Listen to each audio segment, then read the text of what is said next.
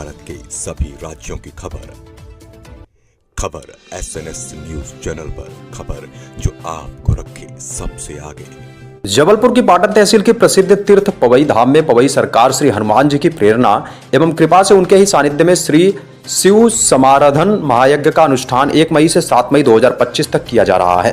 महायज्ञ में वृंदावन से पधारे अंतर्राष्ट्रीय कथावाचक पूज्य श्री इंद्रेश उपाध्याय जी के श्रीमुख से श्रीमद् भागवत कथा का पावन रस सुधी श्रोताओं को प्राप्त होगा। प्रतिदिन प्रातः 8 से 11 बजे तक श्री शिव समाराधन महायज्ञ हवन एवं दोपहर 3 बजे से 6 बजे तक श्रीमद् भागवत कथा होगी।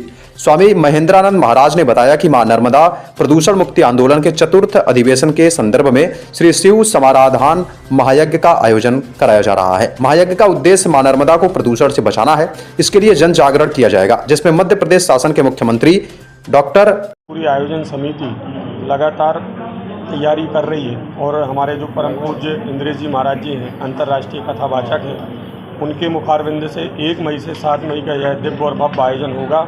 हमारी तैयारियां जोरों पर हैं।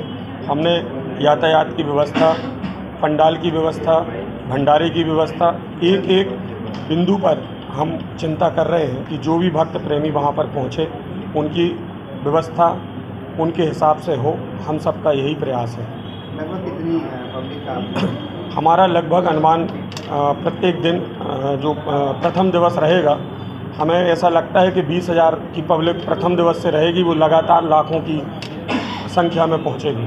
किस स्थान पर आयोजन हो रहा है? यह हमारे पाटन से 5 किलोमीटर की दूरी पर अमरपुर पवई धाम है, जहां पर यह दिव्य और भव्य आयोजन संपन्न होगा। 1 मई से 7 मई यह आयोजन संपन्न होगा, जिसमें हमारे प्रदेश के लाडले मुख्यमंत्री भी डॉक्टर मोहन यादव जी भी सम्मिलित होंगे। बलराम सिंह यादव। पवई धाम जबलपुर जिले के पाटन तहसील के पास उल्ना भेड़ाघाट रोड के बीच में स्थित है। पवई धाम एक धार्मिक जगह है, जहाँ पर पिछले 38 वर्षों से यज्ञ होते आ रहे हैं। वहाँ नवरात्रि में 9 देवी रखी जाती हैं। वहाँ त्रिपुर सुंदरी मैया का मंदिर है और हनुमान जी का बहुत ही भव्य एवं प्रतिष्ठित मंदिर है। यहाँ पे पिछले वर्ष भी भागवत अनेक वर्षों से होती आ रही है, लेकिन पिछले वर्ष अंतर्राष्ट्रीय लेवल के हमारे वक्ता देवकी नंदन जी ठाकुर आए थे और इस वर्ष श्री इंद्रेश उपाध्याय जी, जो कि मथुरा वृंदावन के हैं, उनके द्वारा यहाँ भागवत की जाएगी। और मुझे उम्मीद है कि लाखों की संख्या में वहाँ लोग उपस्थित होंगे। और इसमें 3 तारीख को हमारे मुख्यमंत्री CM साहब मोहन यादव जी भी यहाँ पर आ रहे हैं। और मैं चाहता हूँ कि जहाँ तक हमारी आवाज़ पहुँच रही है, जबलपुर शहर का, मध्य प्रदेश का, इंडिया और विदेश में भी अधिक से अधिक संख्या में लोग उपस्थित हों और इस भागवत का लाभ उठाएं।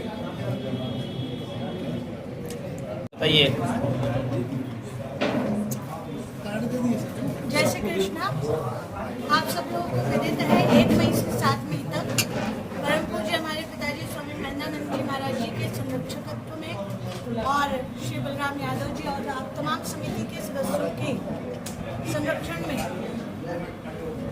भागवत भूषण श्री इंद्रेश उपाध्याय जी का पदार्पण जबलपुर की पवई धाम की पवित्र धरा पर हो रहा है।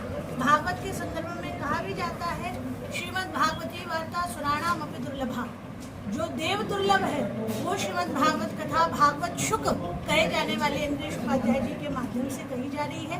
1 मई से 7 मई में सभी अधिक से अधिक संख्या में इस भागवत कथा ज्ञान गंगा में अवगाहन कर धर्मलाभ प्राप्त करें और साथ में नर्मदा प्रदूषण मुक्ति आंदोलन को भी बढ़ावा दें। किसी न किसी बहाने से आवाज़ बुलंद होती जानी चाहिए और जागरूकता आनी चाहिए। आज की संस्कृति कुछ दूर जाती जा रही है, इसको आप कैसे देखते हैं?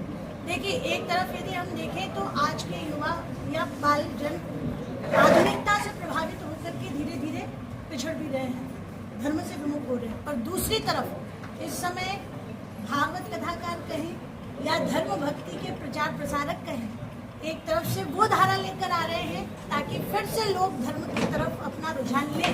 और ये हमें देखने को भी मिल रहा है कि धीरे धीरे लोगों के अंदर धर्म के प्रति अवेयरनेस आ रही है।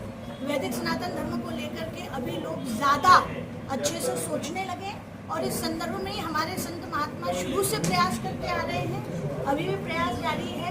अभी हम लोग संस्कृत पाठशालाओं का भी जगह जगह सरकारी आप देखेंगे तो उसमें भी कार्यक्रम चल रहा है और शास्त्रों को जानने की भी, लोगों को जानकारी पहुंचाने की भी आजकल सोशल मीडिया के माध्यम से, आप लोगों के माध्यम से भी बहुत सारी पहल की जा रही है।